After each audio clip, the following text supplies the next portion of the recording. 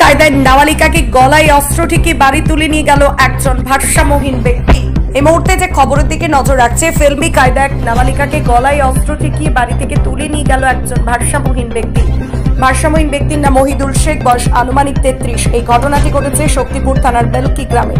জানা যায় নাবালিকার বাড়ি শক্তিপুর থানার বলিহাটপাড়া গ্রামে।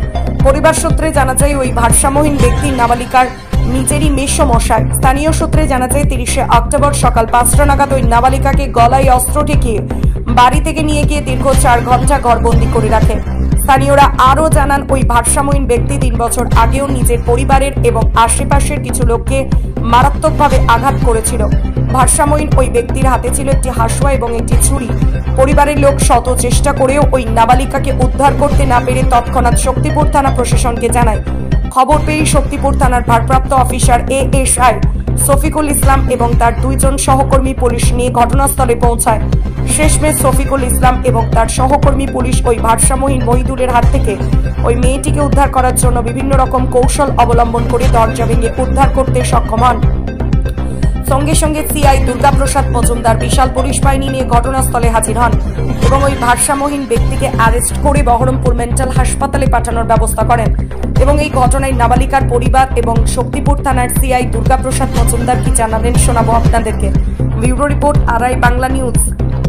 আমি যে সকাল 5টার ঘটনা আমাকে বলছিল তুমি হয়েছে তালাটা খুলো তাই বলছিল আমাকে। আমি বলছি কেন তালা কেন খুলবো? তা বলছি তোমার বোন আসছি, তালাটা খুলো তাই বলছি। আমি দরকার কথা বলবো। দিয়ে আমি বলছি কি দরকার? তা ওই রুমে বলো। আমি বললাম, তা বলছি না গেটটা খুলি তখন চাবি মামি আমার হাত থেকে কেড়িলি। তখন বলছি যে হয়েছে টাকা দাও, জিনিস দাও তাই বলছি। টাকা দাও, জিনিস দাও। দিয়ে তখন আমি বলছি না টাকা জিনিস আমি দেবো না। আর বোন কয় দিয়ে তখন তারপরে বলছি জিনিসটা দিই, তখন টাকা আমি দিইনি, জিনিসটা দিই। তখন বলছি হয়েছে মেয়েকে দাও। দিয়ে মেয়েকে নিয়ে তখন গাড়ি করে বেরিয়ে চলে গেল। হ্যাঁ একটা ছুরি ছিল। না আটকাইলে আমি আটকাইতে পারি, মেয়ে মানুষ। ওখানে নিয়ে যাই ঘরে ভোট দিয়েছে, ওকে খাবার টাবার নিয়ে আমার মেয়েকে খাইছে, কিছু করেনি। না ও খালো, ও ভয়ও করেনি, কিছুই করেনি আমার মেয়ে।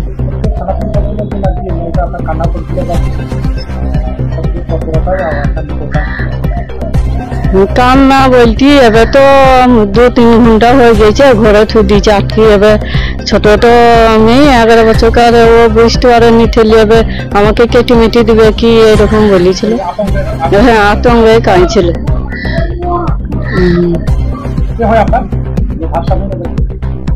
ওটা আমার দুলাভাই করি।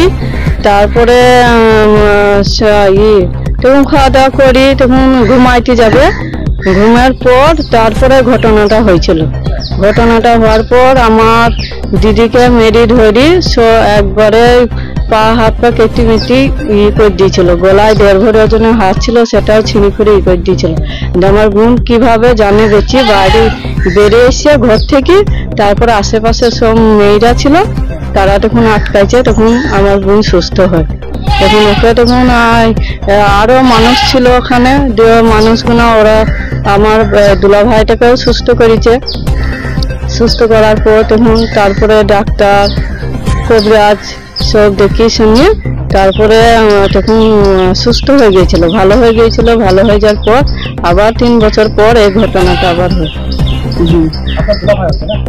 আমার দুলাভাই। একজন নাবালিকাকে ভারসাম্যহীন একজন ব্যক্তি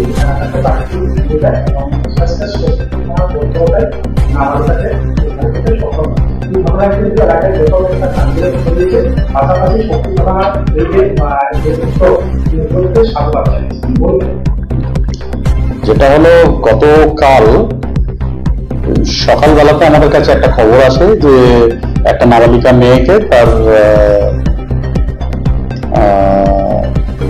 আত্মীয় সে তাকে নিচে আসে আর কি বাড়িতে। ওটা তখন ঘরের মধ্যে আছে, ঘরের মধ্যে থাকা অবস্থায় লোকের কাছে নাকি 2টো ছুরি 2টো হাসুয়া এইভাবে আছে, একটা ভয়ের পরিবেশ তৈরি হয়। নেশায় যদি আমাদের গাড়ি চারিদিকে ঘুরে সঙ্গে সঙ্গে আরটি অফিসার যিনি ছিলেন শফিকুল ইসলাম, ওনার কাছে খবর যায়, উনি তুরন্ত ওখানে চলে যান। যাওয়ার সাথে সাথে উনি ওনার সাধ্যমতো চেষ্টা করছেন যাতে করে কোনো মানে আনওয়ান্টেড কিছু না হয়ে যায়।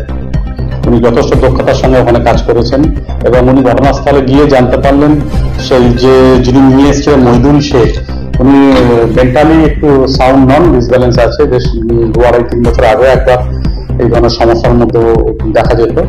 তো ন্যাচারালি সেটা আমাদের কাছে চিন্তার কারণ হয়ে দাঁড়ায়। উনি ওনার সাধ্যমতো আমাদেরকে খবর দেয়। লাস্টে বসন্ত কবিরাজ যিনি আছেন সেকেন্ড অফিসার, উনিও যান, কিছু কিছু আমিও যাই। গিয়ে তারপরে দেখলাম যে পরিস্থিতি আরো বেশি টাইম কিল করলে মেন্টাল ইয়ে থেকে কি করে দেবে ঠিক নেই, কিন্তু আমাদেরকে খানিকটা দক্ষতার সাথে সজাগতার সাথে নিয়ে তাকে কথা বলতে বলতে তাকে বিজি রাখার সাথে সাথে খুব স্মার্টলি আমাদের শফিকুল ইসলাম ও দরজা ওয়ান কিকে দরজা ভেঙে ঢুকে তাকে বাচ্চা মেয়েটিকে রিকভারি করে এবং যে মহিদুল শেখ বলে যে ছিল তাকেও বাইরে আনা হয় এবং তার সাথে কথা বলে জানা যায় যে এই ঘটনা নিয়ে তার কোনো বিকারও নেই, কিছু নেই এবং আমরা বুঝতে পারি সে মেন্টালি সাউন্ড নয়। তারপর এলাকার অনেক লোকজন আসে, তাদেরও একই বক্তব্য যে মেন্টালি ও ঠিক নেই। তারপরে তার বাড়ির লোকজনদের সহযোগিতায় তাকে আমাদের খানিকটা তৎপরতায় তাকে বহরমপুরের মেন্টাল ট্রিটমেন্টের জন্য পাঠানো হয়েছে এবং যে নাবালিকা মেয়েটিকে নিয়ে এসেছিল সে তার ভাইয়ের মেয়ে, মানে শালীর মেয়ে। ন্যাচারালি তাদের পারিবারিক যাতায়াত সবই আছে, কিন্তু তারাও হকচকিয়ে যায় ঘটনাটা কি হলো। তো আলটিমেটলি আমরা পুরো ঘটনার উপরে ওয়াচ রাখছি এবং তার ফ্যামিলি মেম্বারদেরকেও বলা আছে তারা আমাদের প্রশাসনের সাথে কন্ট্যাক্টে রাখতে, আমরাও রাখছি, সো দ্যাট ইন ফিউচারে আরো কোনো ধরনের ঘটনাও না ঘটাতে পারে। তো এদিকে আমাদের সজাগ দৃষ্টি আছে। তবে আমার শফিকুল ইসলাম এবং বসন্ত কবিরাজ সাব ইন্সপেক্টর এরা খুব দক্ষতার সাথে কাজটা করেছে। তার জন্য পুলিশ প্রশাসনের পক্ষ থেকে আমিও খুব প্রাউড ফিল করছি যে এরকম একটা কাজ, এরকম ধরনের কাজ বড় ধরনের ঘটনা থেকে ব্যাপারটাকে পুলিশিংটাকে দুর্দান্ত জায়গায় নিয়ে গেছে।